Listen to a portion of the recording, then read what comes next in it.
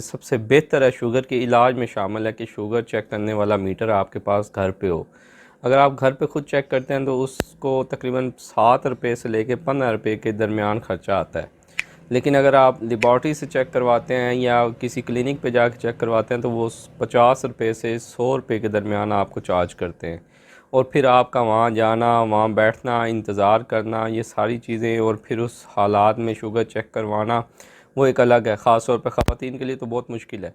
लेकिन अगर घर पे हो और मरीज़ को खुद चेक करनी आ जाए तो दिन में, रात में, जब कभी मसला होता है या कुछ वो उल्टा सीधा खा लेते हैं तो शुगर वो फ़ौरन चेक कर सकते हैं। और वो अफराद जो इंसुलिन लगाते हैं वो ज़रूरी है कि उनके घर में मीटर हो।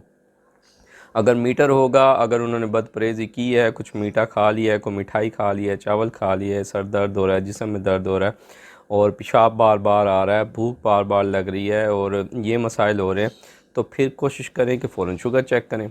और अगर शुगर चेक करें तो उसके साथ आप डॉक्टर की इजाज़त के मुताबिक इंसुलिन को ऊपर नीचे कर सकते हैं। क्योंकि अगर आप इसको नज़रअंदाज करेंगे और चोरी करते रहेंगे, यानी मीठा भी खाएंगे और चेक भी नहीं करेंगे, फिर उसको इंसुलिन भी नहीं बढ़ाएंगे, तो ये आपके लिए नुकसानदेह और ख़तरनाक साबित होगा।